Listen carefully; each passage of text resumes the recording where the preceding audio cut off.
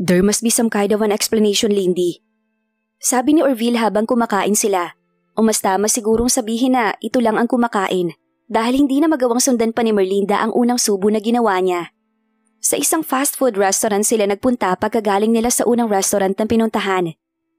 As to why Emp was with his ex? Ano pa bang paliwanag ang kailangan? Kung malinaw na mas pinili ni Emperor na makasama ang ex nito kaya iniwan siya. Hanggang ngayon ay nanginginig pa ang kanyang mga kalamnan. Nagpakita lang siya kanina kay Emperor. Tiniyak lang niya na nakita siya nito bago niya tinalikuran. Ganoon pala ang pakiramdam nang makitang pinagtatak sila ng harapan. Parang gusto niyang magwala at manakit ng tao. Napakabigat ng kanyang dibdib sa sama ng loob. At hindi man lang nagkusa si Emperor na lapitan siya o tawagan. Nakatingin lang ito sa kanya habang nananatiling nakaakbay sa ex nitong si Beth. Para na rin itong ipinamukha sa kanya kung sino ang mas matimbang sa puso nito. At napakasakit niyon para sa kanya. Kung sa bagay, hindi na dapat pang magtaka si Merlinda. Bakit nga ba siyang pipiliin ni Emperor sa babaeng bukod sa nililigawan nito ay totoong minahal pa? Sino ba siya kumpara kay Beth? Siya lang naman ang babaeng ipinilit ang sarili nito. Siya ang nakiusap na pakasalan ni Emperor, na marahil hindi talaga nito kayang gawin, kaya minabuting bigyan siya ng kondisyon para hindi muna mangyari na mapilitan itong pakasalan siya. Siya namang si Gaga, sinunod ang kondisyon na ligawan nito. At ang masakit, ang pinakamasakit, natutunan niyang mahalin si Emperor. She had fallen for him so fast and so hard. I guess you two should talk first. Mas mabuti ng pag-usapan niyo before you come to any conclusion. Tumangulang si Merlinda sa mungkahi ni Orville. Nagpapasalamat siya at hindi nag-aasal kontrabida ngayon ang kaharap.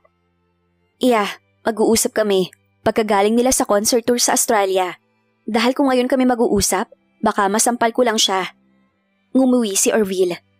Matapang ka pala talaga. Mabuti na lang binasad mo ang panliligaw ko sa iyo noon. Pagak na tumawa si Merlinda. Matapang talaga ako. Mataray. Naging mabait lang ako nang... Hindi na niya maituloy ang sinasabi. Naiiyak siya. Nagsisikip ang kanyang dibdib sa labo-labong emosyon. Gusto nang isip niya na mag-deny. Baka nagkataon lang na nakita sa lugar na yon sina Emperor at Beth. Baka nawala na ng pagkakataong magpaliwanag si Emperor sa kanya. Pero nakakaramdam naman ng galit at matinding panibugo ang kanyang puso. Nauunawaan na niya ang kanyang ina nang makipag-divorce ito sa daddy niya, kahit mahal pa nito ang kanyang ama. Napakasakit pala talagang pagtaksila ng isang minamahal. I hope na hindi nakadagdag sa nararamdaman mo ngayon ang announcement ng takeover sa MVSC. Alam kong ayaw mo mangyari yun, but given the circumstances, it's inevitable. Tanggap ko naman yun.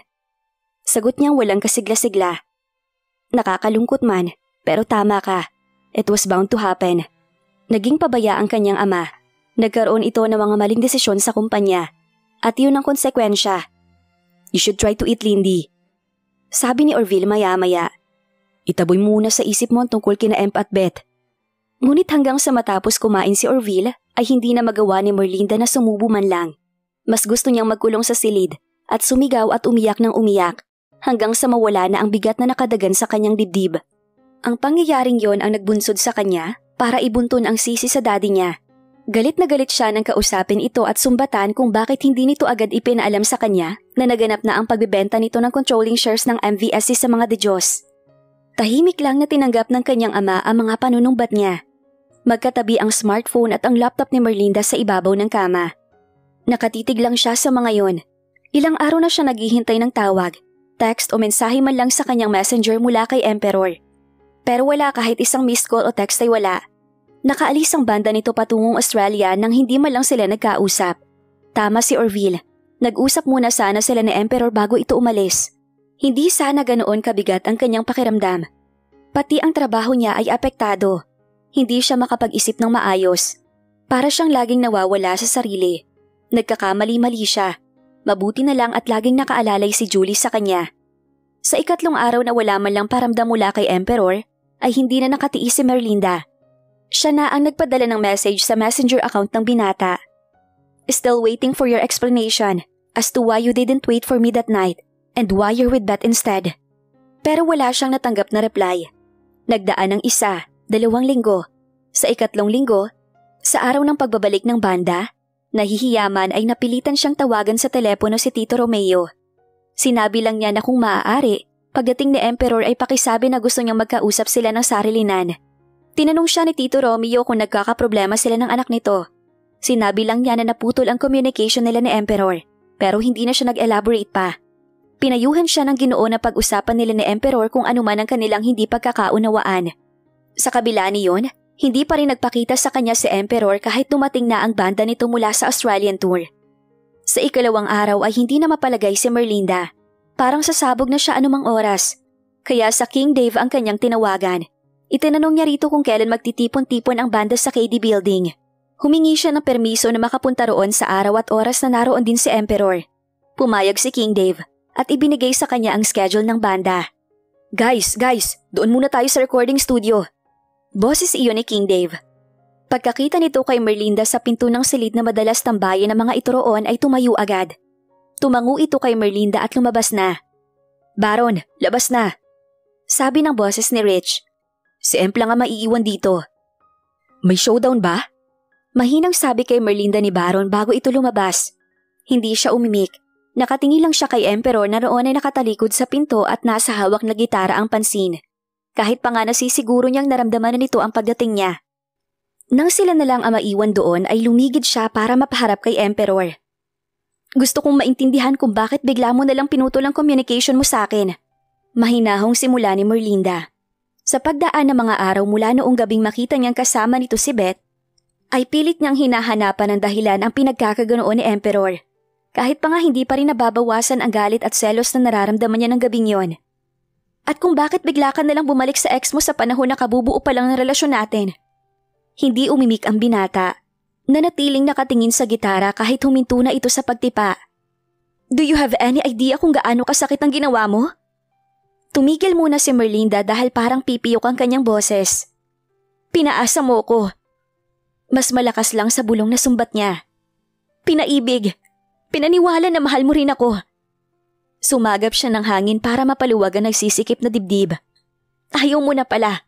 You should have the guts to tell that to my face. Hindi yung parang akong tanga na naghihintay at umaasa. Tumayo na si Emperor sa puntong iyon.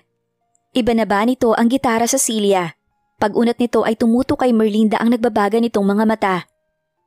Kung magsalita ka parang ako talagang may kasalanan. Sige, ibuntun mo lang sa akin lahat ng blame. Expected ko na yon. Kumunot ang kanyang noo. Nagpantig ang mga tenga niya. Are you going to deny you were with Beth that night? Aparisyon lang ba niyang inaakbayan mo ng gabing yon? Lalong nagbaga ang mga mata ni Emperor. At bakit?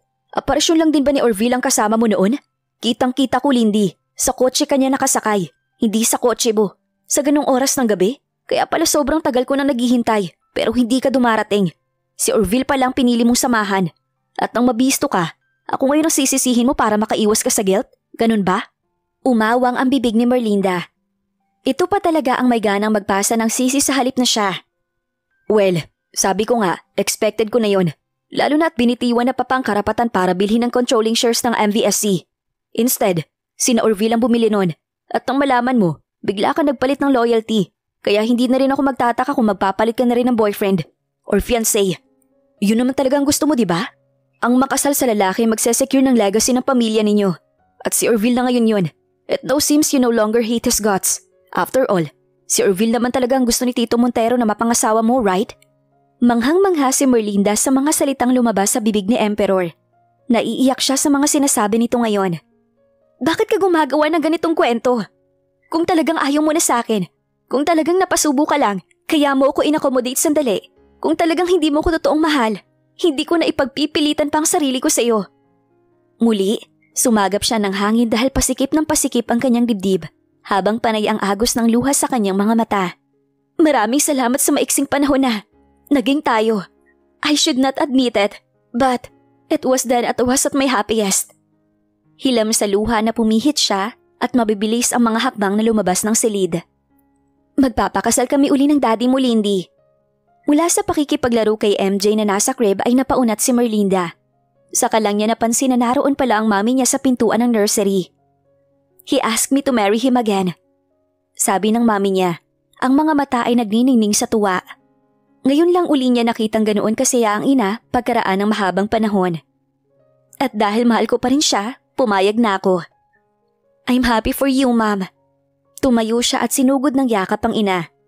Sa kabila ng mga pangit na pangyayari sa kanyang buhay nitong mga nakaraang araw, may natitira pa rin palang magandang nakalaan sa kanyang tadhana. Kumalas siya at pinagmasdan ng ina. Does that mean na tanggap niyo na si Monty? Bumuntong hininga ito. Wala namang kasalanan ang bata sa mga pagkakamali ng kanyang mga magulang. In time, mapapalapit din siguro ang loob ko sa kanya. Ma'am, mahirap ba sa inyo magdesisyon na patawarin si Dad? Anak, aaminin ko. Noon galit na galit ako sa daddy mo. Hindi ko siya kayang patawarin. Pero mabisang paraan ng pagpapagaling ang pagdarasal at ang panahon. Nang lumipas ang galit, nang maramdaman ko ang awa sa sitwasyon niya, hindi naging mahirap sa akin na magdesisyon base sa natitirang pagmamahal ko sa daddy mo. Alam mo kung minsan, mas mabuting kalimutan na lang ang mga pagkakamali sa iyo ng taong mahal mo kaysa paulit-ulit na alalahanin iyon. At the end of the day, hindi naman talaga niya ginustong magkamali. Naging mahina lang siya at nagpadala sa tukso. Siguro nga, mas madaling patawarin ang taong nagtaksil sa taong nagmamahal dito, kaysa patawarin ang taong hindi inaamin na nagkasala sa kanya. At sa halip ay siya pa ang pinararatangan na nagkasala rito. You should forgive him too. Nagbaba ng tingin si Merlinda.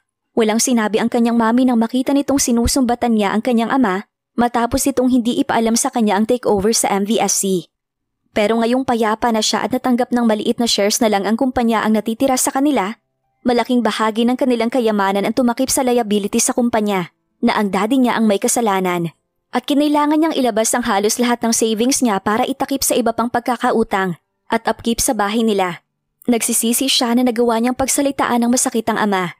Marahil na-provoke lang siya ng patong-patong na galit at feeling of betrayal ng sandaling iyon dahil sa nangyari sa kanila ni Emperor. Kumusta na kayo ni Emperor? Malungkot na umiling lang si Merlinda. In time, magkakaayos din kayong dalawa anak. I won't bet on that, Mom. Gusto na lang niyang manahimik. Bumalik sa kanyang dating buhay noon na walang higit na umuuko pa ng panahon niya maliban sa trabaho. Kung makakaya niya yon, nang hindi na laging parang tukso na bumabalik sa alaala ang lahat ng masasayang panahon nila ni Emperor ng magkasama. Kung magagawa na niyang hindi umiyak sa gabi dahil sa pangungulila. At kapag naiisip niya na niloko lang pala siya ni Emperor at yun na ang pinakamalala na maaaring magawa nito sa kanya, baka magawa na niyang umusad. Kailangan niya ng pagbabago, bagong kapaligiran, bagong makakasanayan, kahit saglit lang. Bago matapos ang araw na yon ay kinausap na Merlinda ang daddy niya. I'm sorry, Dad. Patawarin ninyo ako sa masasakit na salitang nasabi ko. Sa pangkaraniwan ay hindi siya magkukusang humingi ng tawad sa ama. Lumaki siyang tuwid na linya lang ang sinusundan. At ganoon din ang inaasahan niya sa mga taong nakapaligid sa kanya. Kaya panay panunumbat ang ibinabato niya sa taong nagbigay sa kanya ng buhay. Kahit anak lang siya nito at wala dapat siyang karapatan. Ngunit mula nang mahalin niya si Emperor ay natuto siyang tumanggap ng pagkatalo. Ang magpakumbaba na taliwas sa kanyang dating ugali na ang pride ay kasing taas ng Mount Everest. Natuto siya na ipaubaya ang mga pangyayari sa higit na nakakaalam ng tama. Dahil wala pala sa kanyang mga kamay ang kahihinatnan ng mga bagay. Maging ng lahat na may kinalaman sa kanyang buhay. Wala sa mga kamay niya ang kapangyarihan na magpapabalik sa dating relasyon nila ni Emperor. Nauunawaan kita anak. Sagot ng kanyang ama. I don't take that against you. Totoo naman ang mga sinabi mo. Ako ang may pagkakamali. Kung hindi pa ako nagkaroon ng malubhang sakit, hindi pa ako titigil. Lumapit ng husto si Merlinda sa ama at niyakap ito. Sa unang pagkakataon mo lang na magtrabaho siya, ay ngayon lang niya ito nayakap muli. Ang huling yakap niya sa ama ay noon pang magtapos siya sa kolehiyo. Lumayo lang ang kanyang loob dito mula nang mabalitaan niya ang pambababae nito. I'm sorry, Dad. I'm sorry. Gumanti ito ng yakap at tinapik-tapik ang kanyang balikat.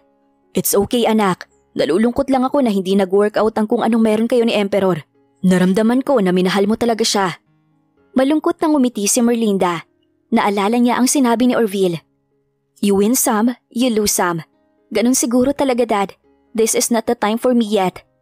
I still wish that things will turn out right for you, anak. Thank you, Dad. Araneta Coliseum. Puno sa concert seating capacity ni 11,000 seats ang concert venue. Dagsa ang mga tao. Ilang linggo bago ang araw ng konsyerto ay sold out na ang tickets.